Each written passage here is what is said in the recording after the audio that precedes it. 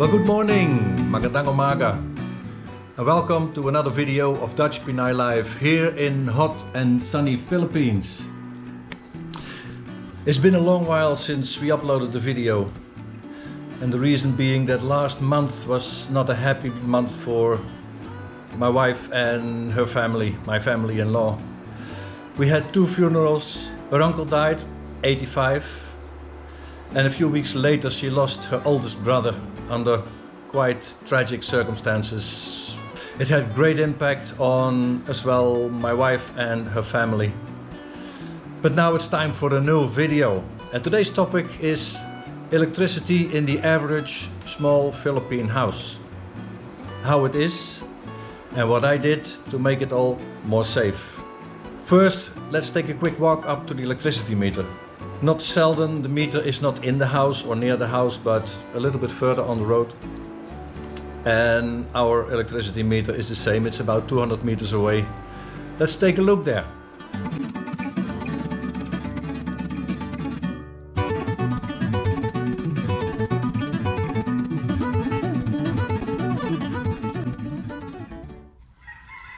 Now here we have our electricity meter.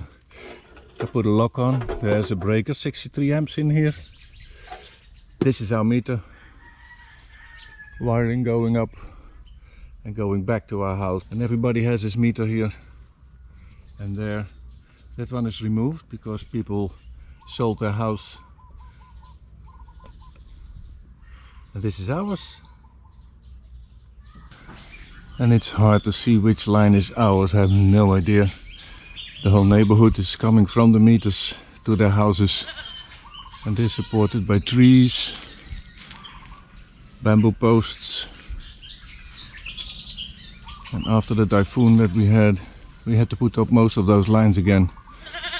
Wifey and I did that because when the lines are really on the ground, Bottleneck 2, our electricity company, won't reconnect the electricity, but they did yesterday because the lines are safe.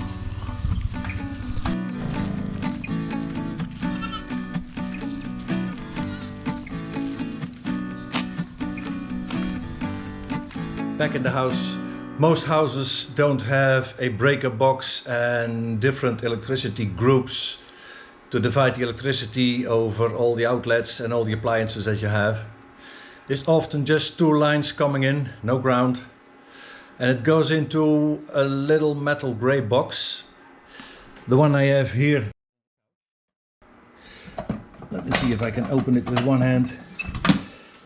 In the box, two breakers. These are 30 amp each, and one lever that you can use to disconnect or connect the electricity to your house. When you pull it down, if I can with one hand, it disconnects the incoming electricity lines, and you can work in the house on your electricity if needed. Like at the meter, these two breakers only protect the wiring. If there is a short, that will be way more than 30 amps, and it will disconnect the electricity. But it absolutely will kill you when you have a short, you touch something that is active. 30 amps is more than enough to get killed. Not only shock, but you die. So what they don't have, mostly don't have, is a earth leak switch. And I installed those, and I will show you that later. But normally it's a box, and whoops, this box was located about there, built in the wall. I had to dig it out and filled it up again. And I made a new breaker box that's over there. I will tell you later how I did that. But normally the only safety is to protect the wires and not the people. So we had to change that a little bit more like we do in Europe. And when we came to the Philippines, in our balikbayan boxes, I put in some breakers and some wiring with the right color code, because they don't use color code, mostly don't use color code. It's just two black lines. You have to figure out what is live and what is neutral. And I color coded the whole house, so I know a brown wire is the hot wire, a blue wire is the neutral, and the yellow and green is the ground. I had to put the ground rod outside, so the house is grounded and it's way much safer now.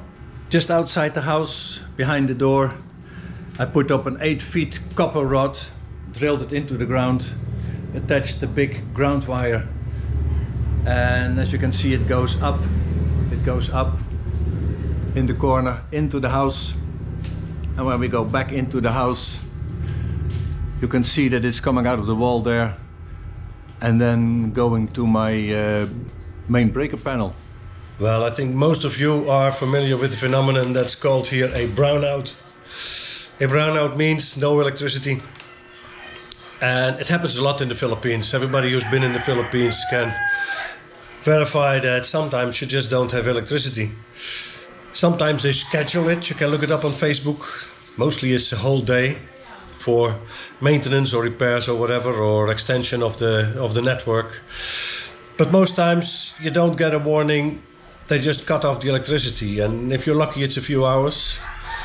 But after the typhoon we had not so long ago, it was almost 3 days that we had no electricity. I knew already the risk of having brownouts. The problem is your freezer, your fridge, everything in there will go bad after 2 days. You can all throw it away. You cannot eat all what's in your freezer, at least we can't. So we decided to put up some solar on the roof. And that helps us through the time that we have no electricity. During the day when the sun is shining, and luckily that's most of the time, the solar panels will charge a backup battery. And during the time that we don't have electricity, we supply from the battery our house from electricity. I had to find a space to hang some equipment up, and we decided to do that in the kitchen. The kitchen is quite big compared to the rest of the house. So I hung up an inverter and put solar on the roof. And during the time there is no electricity in the area where we live, we are the only ones who still have light and fans and aircon, and people come even here during a brownout to charge their phones. And let's see what I did.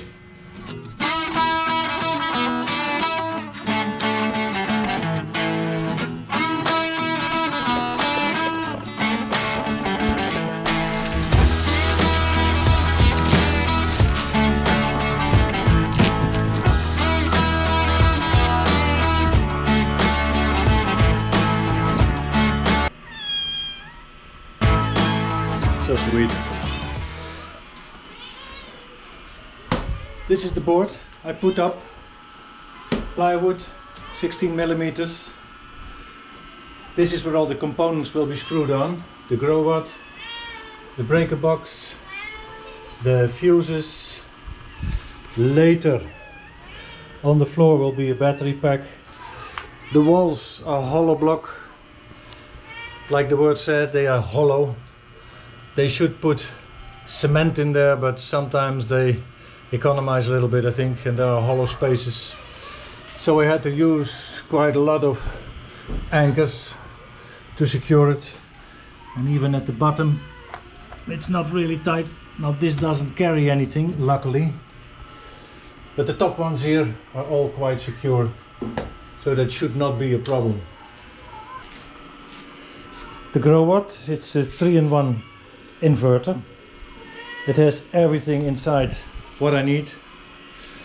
It is a solar charger, inverter, and it also has a charger that can charge your batteries from the grid. So the grid can charge the batteries, solar can charge the batteries, 2 chargers inside, and an inverter to get the 230 volts that we need in the house. So I will hang up the inverter first here on the board behind those 2 screws. When it's hung, I can drill the holes for the screws in the bottom, so on 4 screws will be attached to the wall.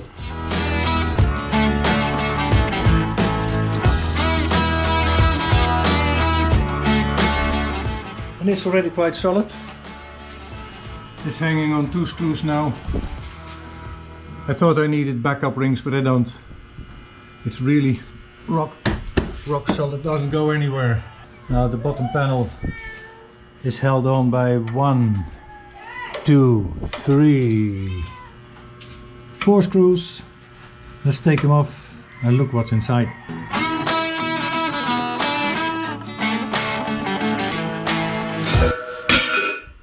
Right.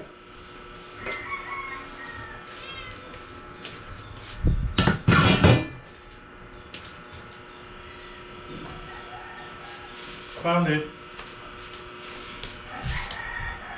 Better hold on better than I did. Luckily it's metal, doesn't happen anything to it. Here we make all the connections. And there is a hole. And when you look closely, there is a hole for the last two screws.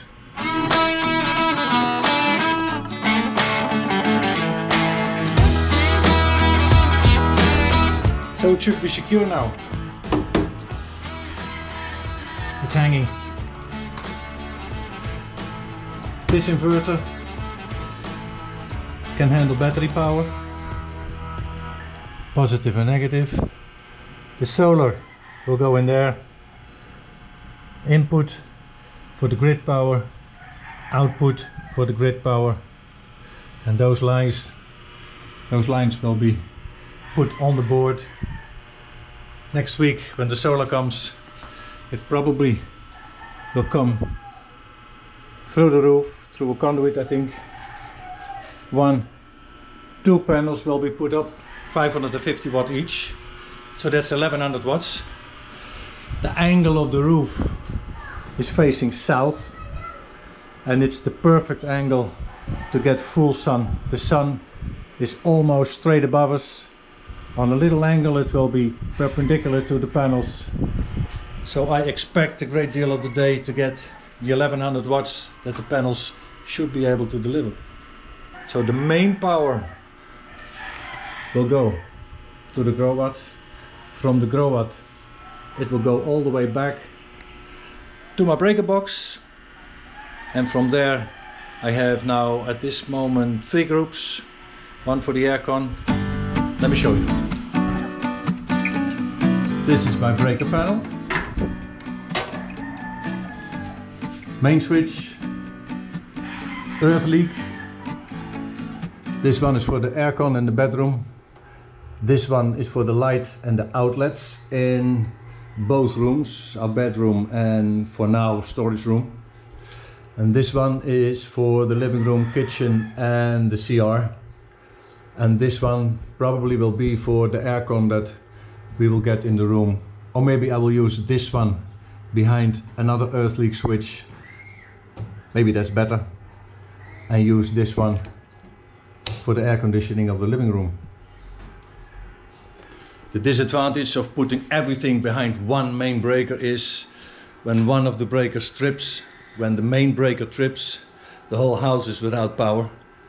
So we have to divide it in 2 subgroups, one for lighting and outlets and the other one for the big user, which will be the aircon in the room.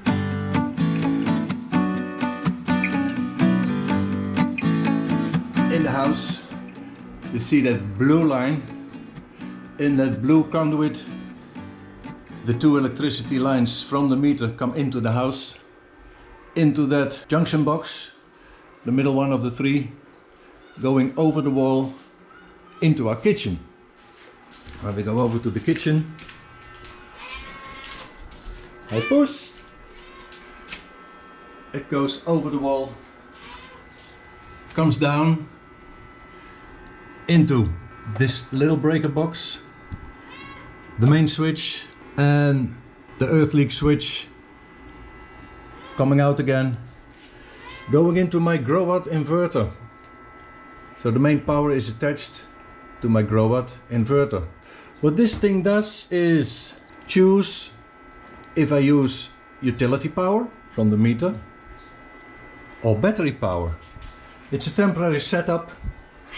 I have a little battery here, 33 amp hours only, just to try out the system and see if I could power the house during the day through my solar panels.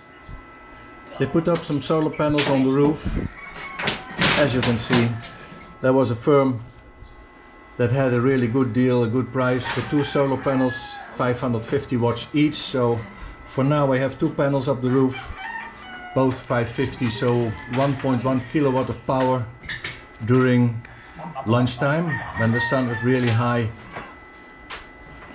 And I have an app on my phone that I can monitor even when I'm not home through internet to see how the voltage of my battery is, to see if there is power, how much, what my house uses. Even when I'm back in the Netherlands, I can still see how the electricity is in the Philippines. Really cool. And all the data of the grow-out goes through this USB dongle to our local Wi-Fi net. Those things are quite affordable. If you're interested, look them up online. This is a 300 watt version, 3000 watt version, 3000 watt version.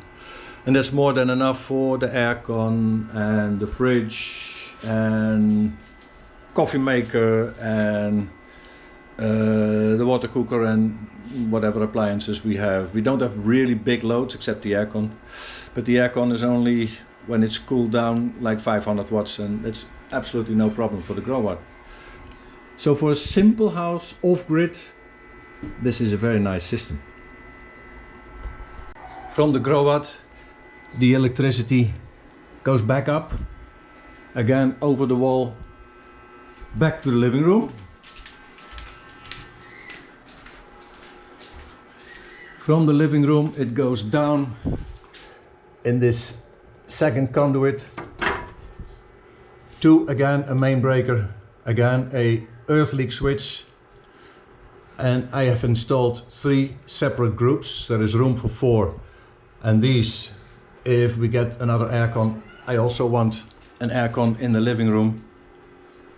As you can see, we don't have a ceiling yet, but that will be installed really soon. And when we have a ceiling, we can run an aircon, probably there up the TV, a bigger one. In the bedroom, we have one, let me see when I turn on the light. We have one over there. This is a 1 horsepower, it's an inverter. And we will have one up over there, probably a 2 horsepower, because our living room is about twice the size of our bedroom. And a 2 horsepower will keep also the room cool. Especially without a ceiling, the heat radiated from the corrugated metal, I can just feel it. It's like there is a heater on top of me. And you can see, I turn the fan off, I'm already sweating.